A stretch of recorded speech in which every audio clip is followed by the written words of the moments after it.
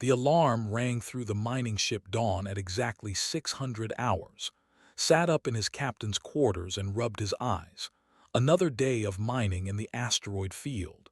He had been doing this work for 15 years now, and his body knew the routine by heart. He walked to the bridge where his crew was already working. His sister stood by the engineering console, checking the drilling equipment. She was younger than him by 8 years, but she was the best engineer he had ever worked with. Park sat in the pilot's seat, drinking coffee and watching the asteroid field through the main window. Was in the medical bay doing her morning checks, and Wu Han was at the communications station, listening to the daily reports from nearby ships. "Morning, Captain," said without turning around. "We have a good target today. Big asteroid, lots of titanium and rare metals, should fill our cargo hold completely." Nodded and sat in his captain's chair. "Good, let's get it done quickly. I want to head back home by the end of the week." Smiled at her brother. "Missing Earth already, we just left 2 months ago." "I miss real food," said. "Not this recycled protein paste we eat every day." The crew laughed. It was a normal morning on a normal mining ship, doing normal work in the middle of space. They had no idea that everything was about to change. 3 hours later, they had positioned the ship next to the asteroid and started drilling. The mining lasers cut through the rock easily, and the ore started flowing into their collection system. Watched the numbers on his screen go up. This was indeed a good find. They would make excellent money from this haul. Then Wu's voice cut through the bridge. "Captain, I'm picking up something on the sensors. A ship just appeared out of hyperspace. It's big, really big." Stood up and walked to the communications station. "Can you identify it?" Wu's fingers moved quickly over his controls. His face went pale. "It's not in any of our databases. The design is completely foreign, and Captain, it's moving toward us, fast." "Put it on the main screen," ordered. The image appeared and everyone on the bridge went quiet. The ship was massive, at least 10 times bigger than their mining vessel. It was dark red and covered in what looked like armor plates. Weapons bristled from every surface. This was a warship, and it was heading straight for them. "Open a channel," said. His voice was calm, but his heart was beating fast. "Let them know we're a civilian mining vessel. We mean no harm." Wu opened the channel. "Unknown vessel, this is the mining ship Dawn. We are a civilian craft operating in unclaimed space. We are not armed. Please identify yourself." For a moment there was only silence. Then a voice came through the speakers. It was deep and rough, like rocks grinding together. "Humans, pathetic mammals, you are in space now. Surrender your ship and cargo immediately." Stepped forward. "This is Captain, we checked the star charts.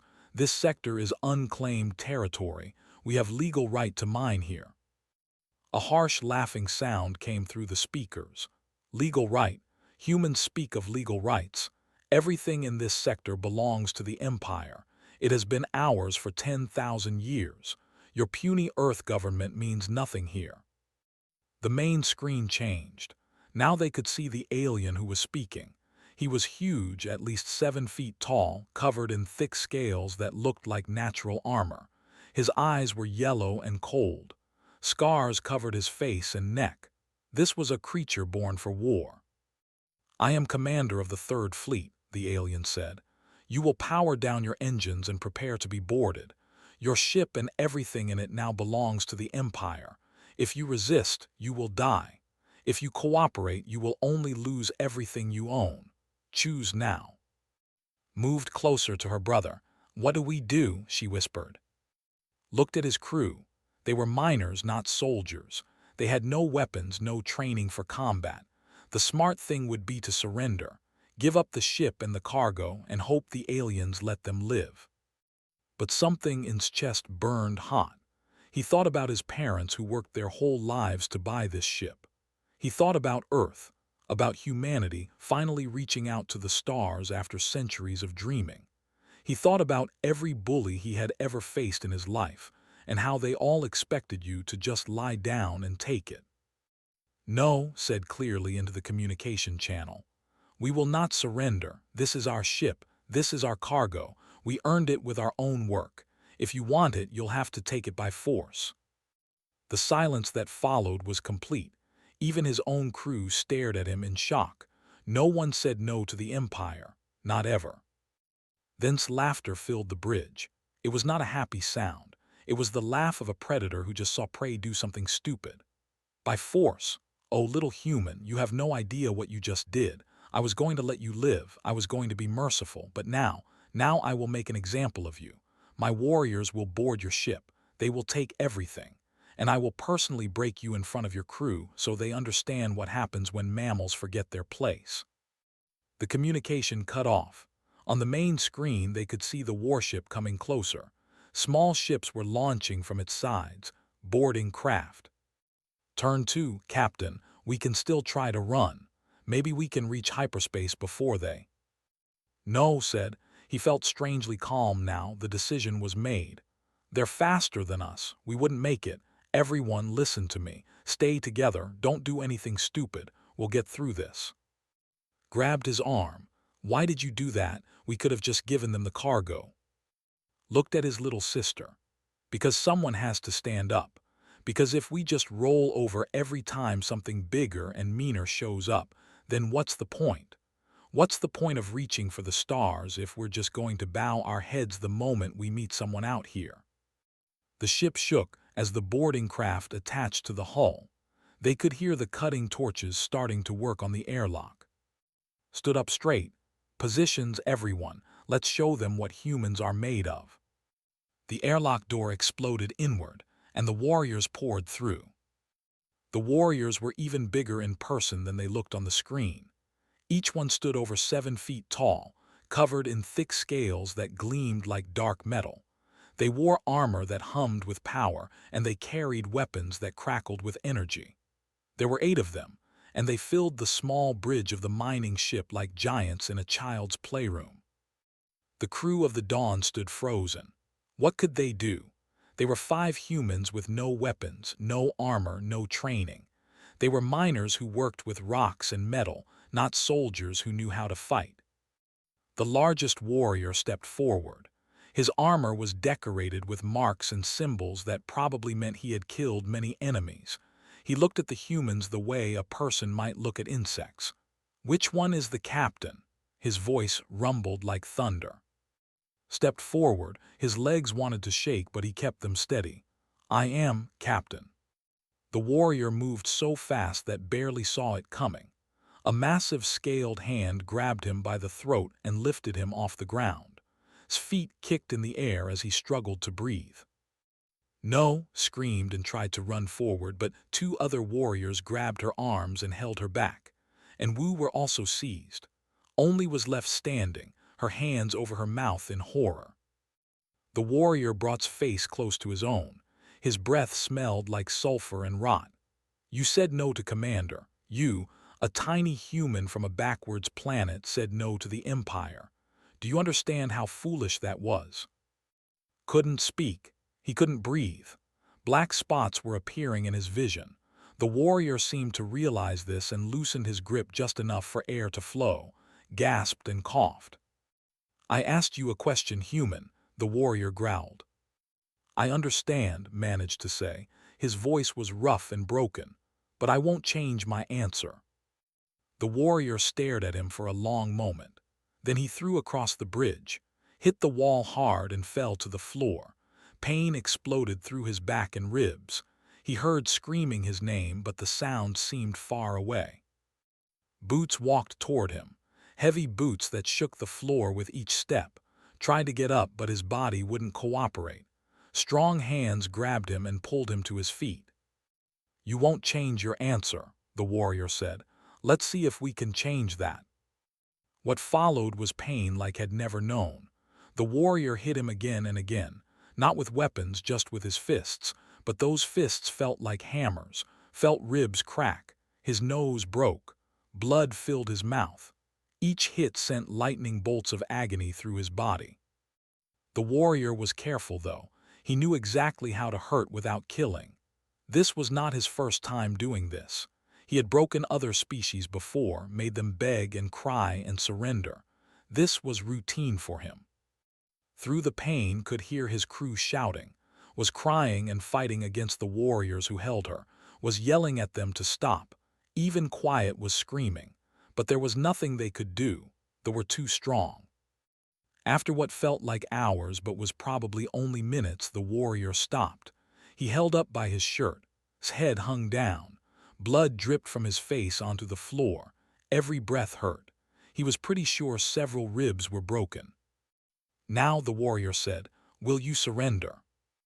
His mind was foggy with pain. He knew he should say yes. He knew that was the smart thing to do. There was no winning this fight. They had won the moment they appeared. Saying yes would stop the pain. It would protect his crew. It was the logical choice. But somewhere in the fog remembered something his grandfather had told him when he was young. His grandfather had been a soldier once long ago in one of Earth's many wars. He had told Young about what it meant to be human. "We're not the strongest," his grandfather had said.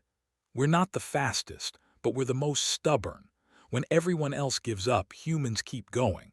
That's our real power." Lifted his head. It took all his strength just to do that.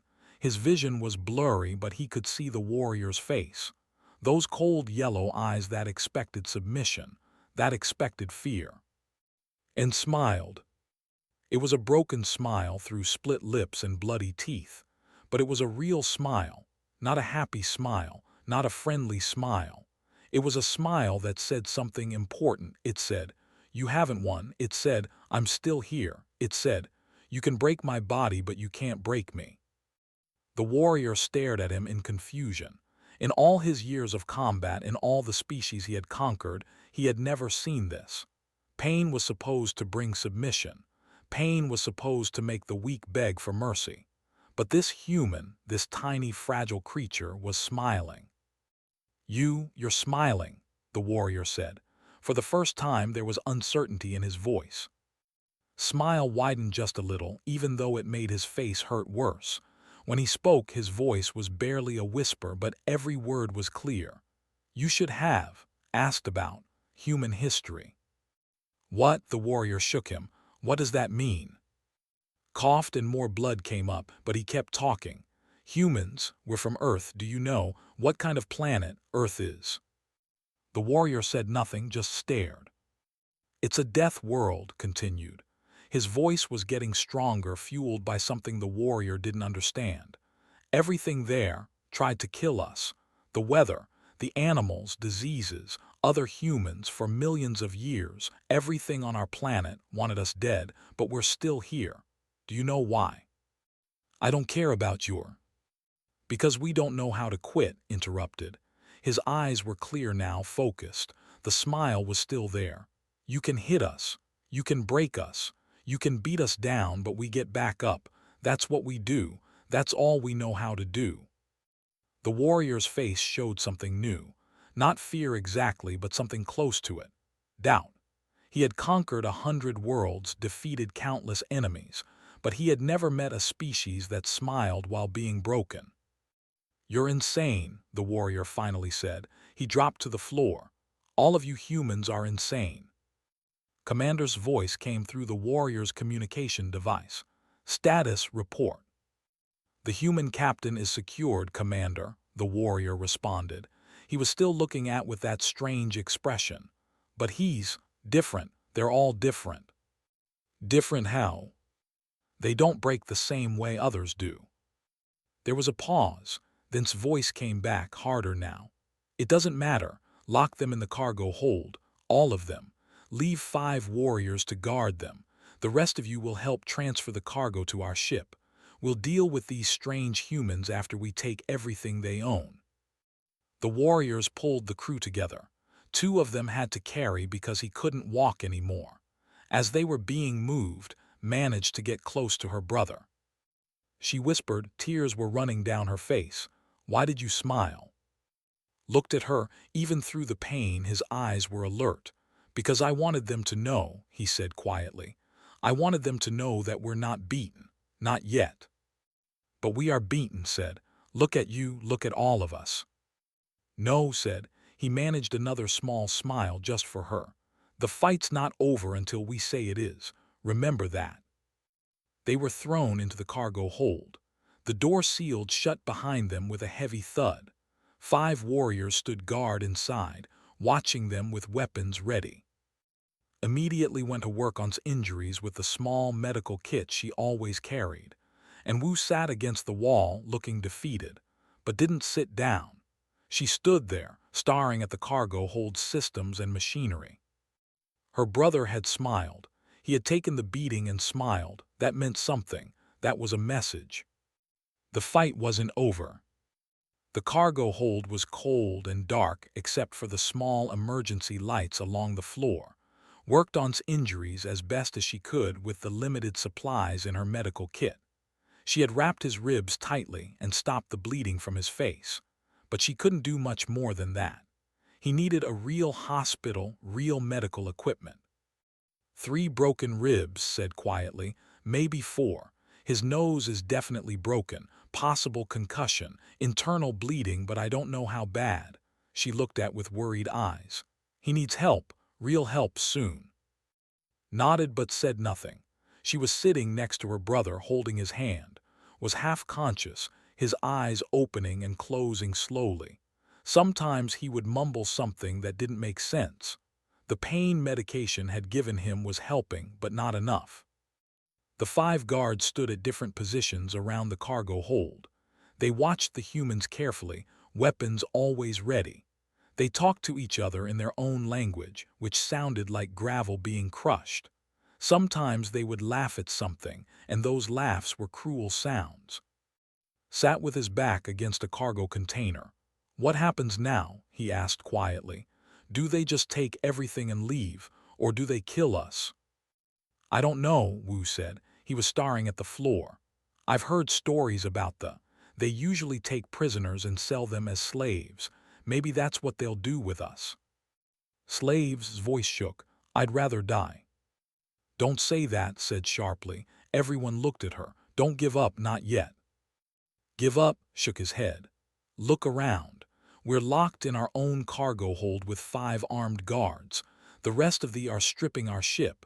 We have no weapons, no way to fight back, and our captain can barely breathe. What exactly are we supposed to do?" Didn't answer right away. She was looking at the walls of the cargo hold, at the pipes and panels and systems she knew so well. She had designed some of these systems herself. She had maintained them for years. This ship was her home, and she knew every part of it. An idea was forming in her mind. A terrible, dangerous idea, but maybe it was the only chance they had. She stood up slowly and stretched, trying to look casual. She walked around the cargo hold like she was just moving her stiff legs. The guards watched her but didn't seem concerned. She was just a small human woman with no weapons. What threat could she be? As she walked, studied everything. The cargo hold was connected to several major systems on the ship: the life support system, the power distribution network, and most importantly, the ore processing system. That system was designed to break down raw asteroid material using plasma cutters and high-energy fields. It was powerful, very powerful, dangerous if not handled correctly. Had installed safety protocols on that system. Too many safety protocols, the mining company had complained, but she had insisted. Plasma accidents could destroy a ship, so she had built in multiple layers of protection, redundant systems, automatic shutoffs. But she had also built in one more thing: a master override code that only she knew, a way to bypass all those safety systems if needed. She had never thought she would actually use it. It was just a precaution, something every good engineer did but hoped they'd never need. If she overrode those safety systems and pushed the ore processing system past its limits, it would overload. The plasma containment would fail, and when it failed, it would release an electromagnetic pulse. A big one, big enough to knock out all electronic systems on the ship, maybe on the ship too if they were close enough. The problem was that someone would need to be in the engineering section to do it manually. The cargo hold controls wouldn't work, And whoever was in engineering when the plasma containment failed, they wouldn't survive. The explosion would be instant. Walked back to where her brother lay. She sat down next to him again and took his hand. Eyes opened slightly. He whispered, "What are you thinking?" She should have known he would notice. Even half-conscious and broken, her brother could still read her. "Nothing," she said. "Rest." Liar squeezed her hand weakly. "I know that look. You have a plan, tell me." Looked at the guards. They weren't paying attention to the quiet conversation. "I can stop them," she whispered. "I can shut down all the electronics on both ships.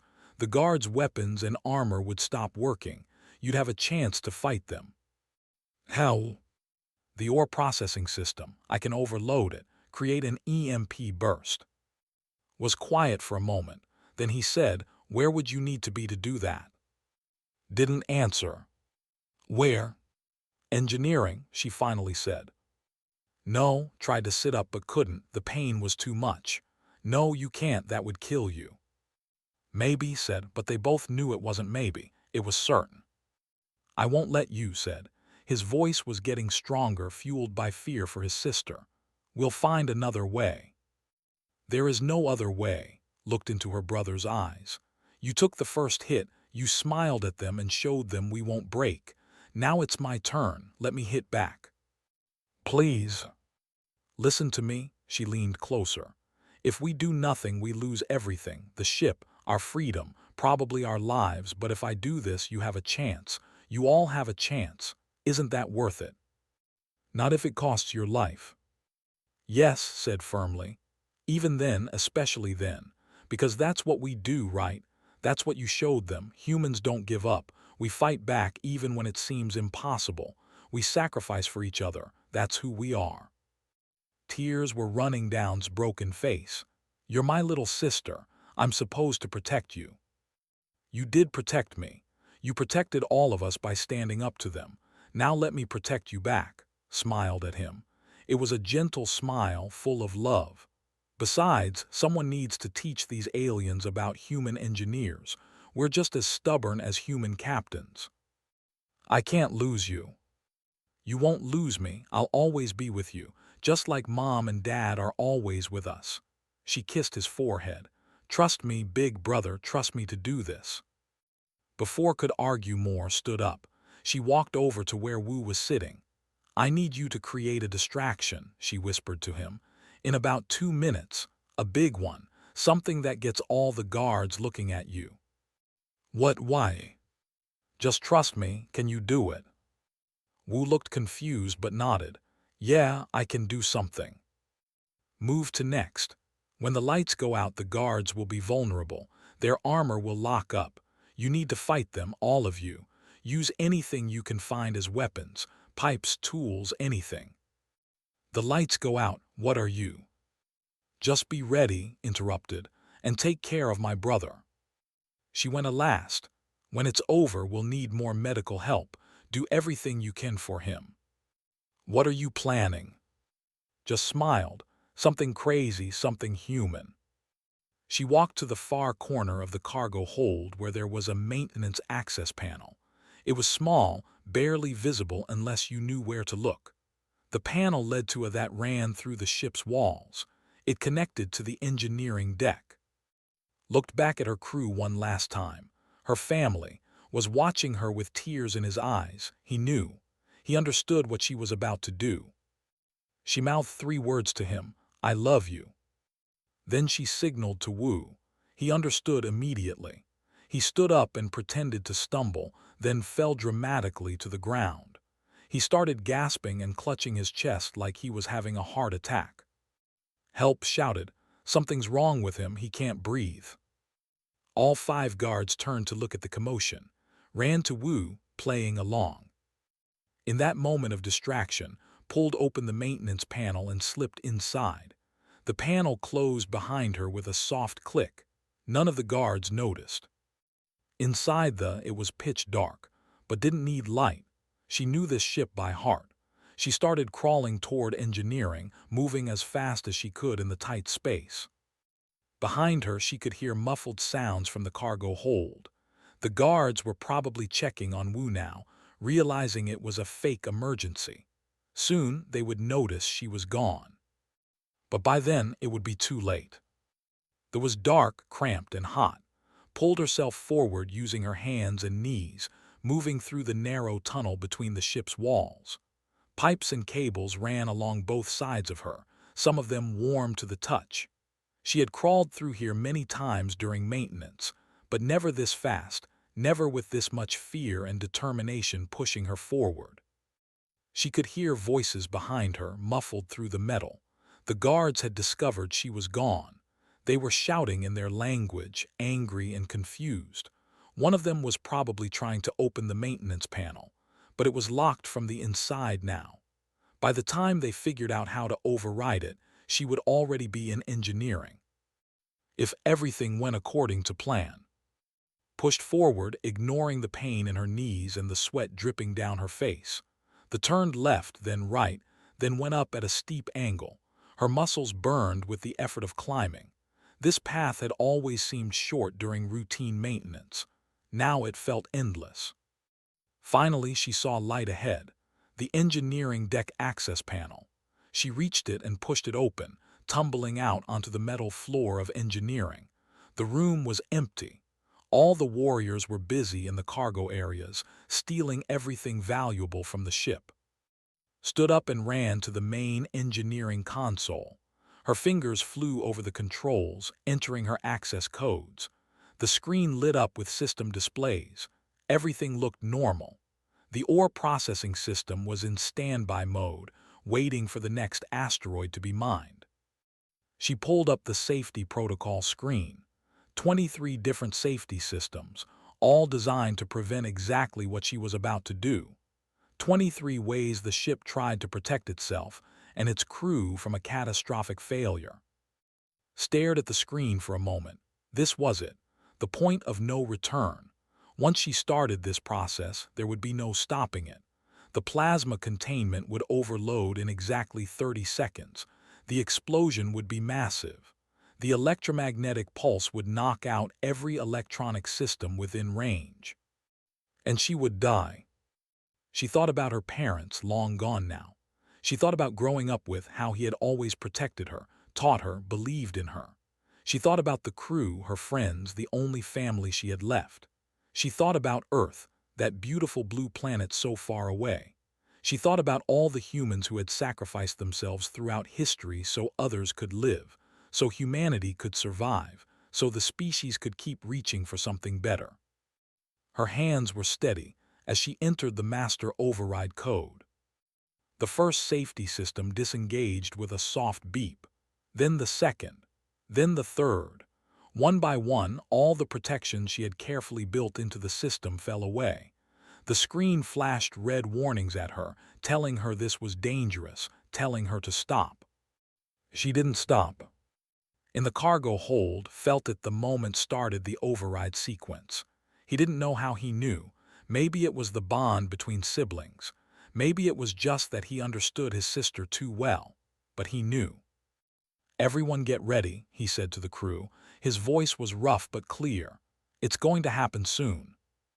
"What is?" asked, but then he saw his face and understood. Oh no, she's really doing it. The guards had realized something was wrong. They were talking urgently into their communication devices, probably calling for backup. One of them was examining the maintenance panel, trying to figure out where the human woman had gone. In engineering, finished disabling the safety systems. The ore processing system was now completely vulnerable. She pulled up the plasma control interface. This was the dangerous part. She needed to force the plasma generators to maximum output, then overload the containment field. The system would try to shut down automatically, but without the safety protocols, it wouldn't be able to.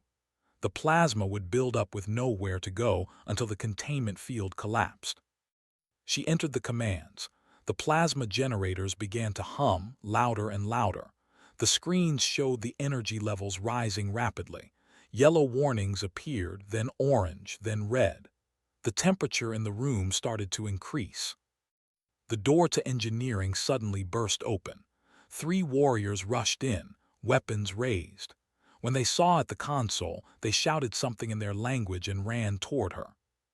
His finger hovered over the final command, the one that would start the countdown. 30 seconds. That's all the time she would have. The warriors were fast, already halfway across the room. She thought of Smile, broken and bloody but defiant. She thought of what he had said, "We don't know how to quit." She pressed the button. The countdown started. Numbers on the screen, 30, 29, 28. The warriors reached her and grabbed her arms, pulling her away from the console. One of them hit her hard across the face. She tasted blood. "What did you do?" The warrior roared at her in broken human language. "What did you do?" Looked up at him. Her lip was split and bleeding, but she was smiling, just like her brother had smiled. "I hit back," she said. The warrior looked at the screen and saw the countdown. His eyes went wide with understanding. He shouted to the others and they all ran for the door. But it was too late. Even if they reached their ship, even if they warned everyone, there wasn't enough time. Stood alone in engineering. The countdown continued, 15, 14, 13. The room was getting very hot now. The air shimmered with heat. Warning alarms were screaming from every speaker. The ship itself seemed to be crying out, knowing what was about to happen. Walked to a small locker on the wall and opened it. Inside was a picture she kept there. Her and as children smiling in front of their parents' ship. Happier times, simpler times. She held the picture against her chest. 876. In the cargo hold, struggled to sit up despite the pain, and Wu helped him.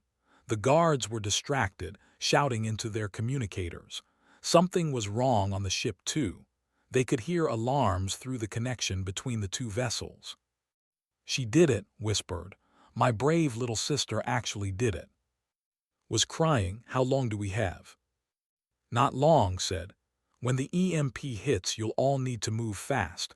The guards will be helpless for a few moments. That's your window." "You mean our window," corrected. "I can barely move," said. "I'll only slow you down." "Then we'll carry you," Wu said firmly. "We're all getting out of this together, Captain." In engineering, the countdown reached its final seconds. 3, 2, 1. Closed her eyes. She thought of Earth. She thought of stars. She thought of her brother's smile and understood now why he had done it. It wasn't about being brave. It wasn't about being a hero. It was simply about refusing to let the bad guys win, about standing up because someone had to stand up. "For Earth," she whispered. "For family, for everyone who ever refused to quit." The containment field collapsed. The plasma explosion was massive, instant, and absolutely devastating to all electronics within range. The electromagnetic pulse burst out from the engineering deck like an invisible wave, racing through the ship at the speed of light. Every circuit fried. Every computer died. Every powered system went dead. The lights on the Dawn went out. Emergency systems failed. The warriors' armor locked up solid, the powered joints freezing in place. Their energy weapons became useless pieces of metal. Their communication devices went silent. Their night vision systems failed. The pulse crossed the gap between ships and hit the warship. Thousands of systems failed simultaneously. The massive vessel went dark, its powerful engines cutting out. Inside, warriors stumbled in the sudden darkness, their technology suddenly betraying them. Everything went dark. In the cargo hold of the mining ship, 5 guards stood frozen in their locked armor, unable to move, unable to see in the total blackness. They were powerful warriors, feared across the galaxy, but in that moment they were helpless. The human crew couldn't see either, but humans had evolved to hunt in darkness. They had survived on Earth by learning to move without light, to fight without technology, to kill with primitive weapons when necessary. His hand found a metal pipe in the darkness. Wu found a heavy wrench. Even the gentle medic picked up a piece of equipment she could use as a weapon. And in that complete darkness, with their sister's sacrifice giving them one chance at survival, the human crew of the Dawn struck back. The darkness was complete. Not even starlight reached into the cargo hold through the sealed doors. But darkness was something humans understood. Their ancestors had hunted in the night for thousands of years.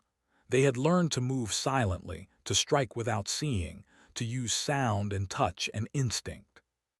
The guards stood frozen in their armor, trying to see in the blackness. Their technology had failed them. For the first time in their lives, they were vulnerable. Moved first.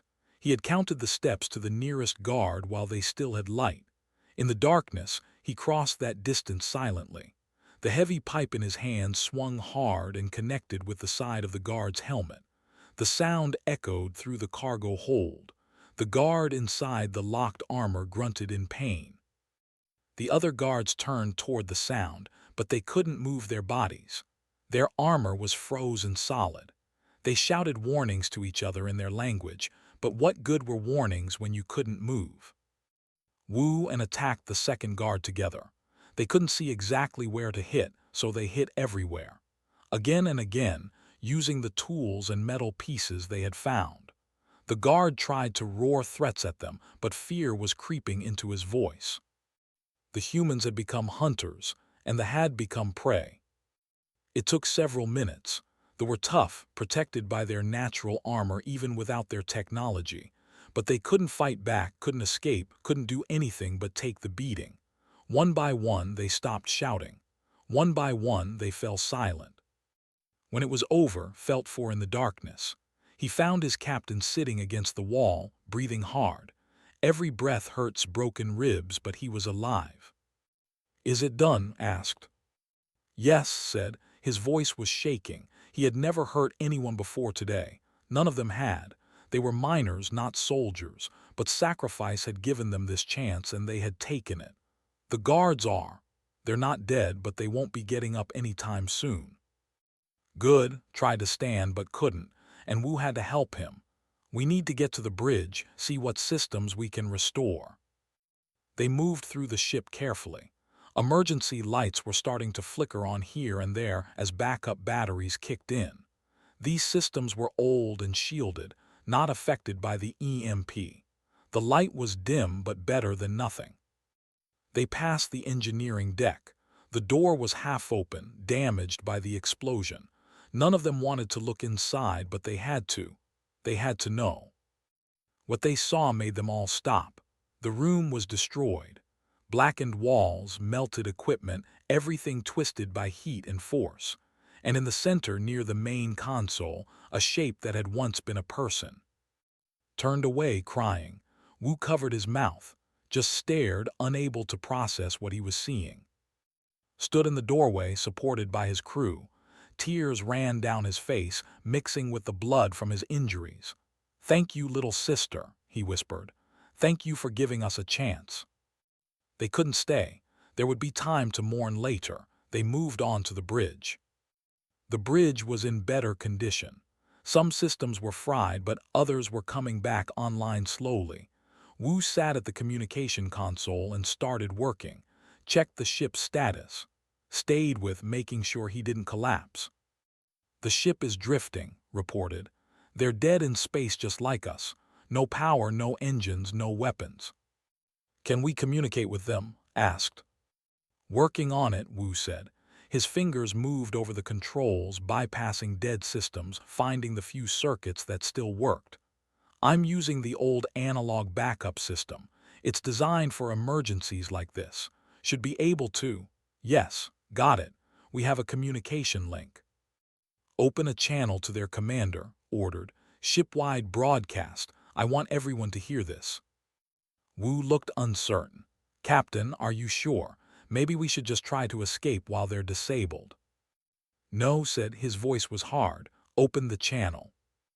Wu did as ordered. The speakers crackled to life with static. Then a voice came through, angry and frustrated. It was Commander. "Human ship, this is Commander. Your cowardly attack has disabled both our vessels. But do not think you have won. Once our backup systems restore power, we will finish what we started. We will destroy your ship and kill every one of you slowly for this insult." Stepped forward to the communication panel. Every movement hurt, but he stood as straight as he could. "Commander, this is Captain. I'm still alive." Disappointed. There was a pause, then's voice returned, now with surprise in it. "You survived? Impressive. My warrior said he broke you completely." "Your warrior broke my body," said, "but he couldn't break me. That's what you don't understand about humans. We're not strong like you. We're not big or naturally armored. But we don't break. We can't. It's not in our nature." Brave words from a dying man on a dying ship. "Maybe," agreed. "But before I die, I want you to understand something. I want you to understand what you started here today. You met one small mining ship with 5 humans, 5. And look what happened. One of us took a beating and smiled. Another one sacrificed herself to hit back. The rest of us fought your warriors in the dark with pipes and wrenches and won." "You got lucky," growled. "No, this is what humans do. This is who we are." His voice grew stronger. "Do you know how we evolved, Commander? Do you know what kind of planet Earth is? It's a death world. Everything there tried to kill us for millions of years, but we survived. Do you know how many wars we've fought among ourselves? Thousands, tens of thousands. We've killed each other with stones and spears and bombs and fire. We've faced plagues that killed half our population. We've survived ice ages and droughts and disasters. And we're still here, still standing, still reaching for the stars." Said nothing. "You beat me today," continued.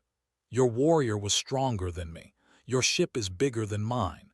Your empire has ruled for 10,000 years. But you made one mistake. You thought that because you were stronger, you had already won. You forgot to ask what happens when you hit something that doesn't break. You forgot to ask what happens when you back a human into a corner." "What are you saying?" asked. "I'm saying you should leave, right now. Take your damaged ship and go. Tell your empire what happened here. Tell them about the humans who wouldn't surrender. Tell them about my sister who gave her life to show you that we fight back. Tell them that if they want war with humanity, they'll get it. But it won't be the kind of war they're used to. We won't give up. We won't surrender. We'll lose battles and lose ships and lose people we love, but we'll keep coming. We'll keep fighting, because that's what we do. That's all we know how to do." The channel was silent for a long moment, then spoke again. His voice was different now, quieter, thoughtful. "You are either the bravest species I have ever met or the most insane." "Maybe both," said. "So what's your choice, Commander? Do we keep fighting, or do you go home?" Another long silence. Then, "I will report this incident to the Empire. They will decide what to do about humanity. But today I think I have seen enough. May your sister's spirit find peace in whatever afterlife your people believe in. She was a true warrior." The communication cut off. Through the bridge windows, they could see the ship starting to move. Emergency systems must have come online. The massive vessel turned slowly and began moving away, limping on backup power. Let out a breath he didn't know he was holding. "They're really leaving. We won." "No," said quietly. "We survived. That's different from winning." He looked out at the stars, "And we paid a terrible price for it." The next few hours were difficult. They managed to restore enough power to the dawn to get the ship moving. Wu sent out emergency signals to nearby human colonies. Help would come, but it would take time. They held a funeral for her in the cargo bay. They couldn't recover much from the engineering deck, but they found the picture she had been holding. It was burned at the edges but still recognizable.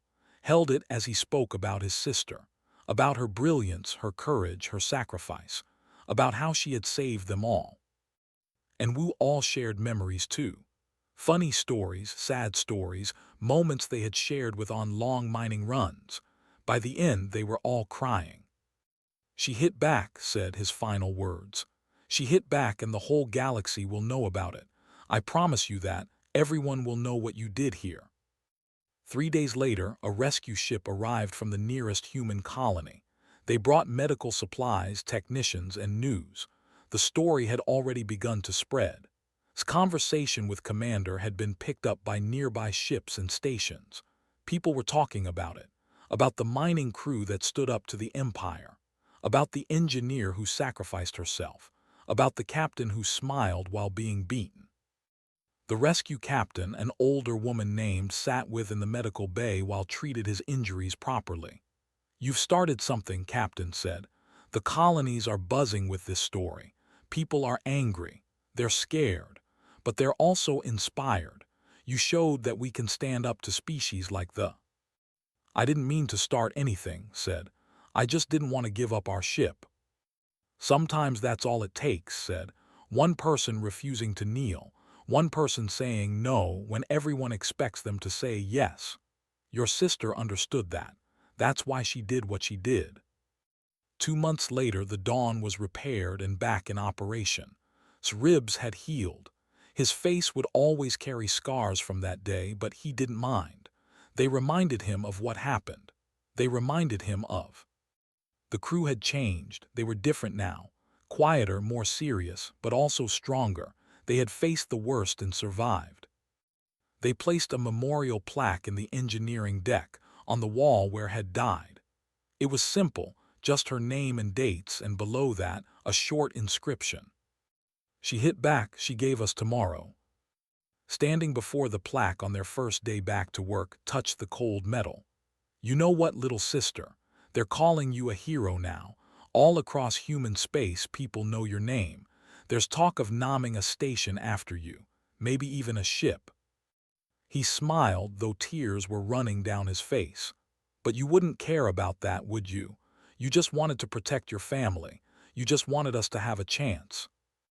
Behind him, the rest of the crew gathered. They stood together in silence, honoring their friend, their sister, their hero. In the vast darkness of space, hundreds of human ships moved through the stars. On each one, the story was known. The story of who took the first hit with a smile and who hit back. The story of humans who refused to break, who refused to surrender, who would fight with everything they had because that was their nature. The Empire would hear that story too, and they would have to decide what to do about it. But whatever they decided, humanity was ready now. Humanity had announced itself to the galaxy. They had shown what they were capable of. They had shown that they wouldn't kneel. Touch the plaque one more time. "Rest well, we'll take it from here. We'll keep reaching for the stars. We'll keep pushing forward, because that's what you taught us. That's what you showed us with your sacrifice." He turned to his crew. "Let's get back to work. We have ore to mine and a galaxy to explore." The Dawn powered up its engines and moved forward into the darkness. Behind them, its memorial plaque caught the light from the emergency strips, glowing softly in the engineering deck. She had hit back, and everything had gone dark. But from that darkness, something new had been born. Humanity had found its voice in the stars, and it would not be silenced.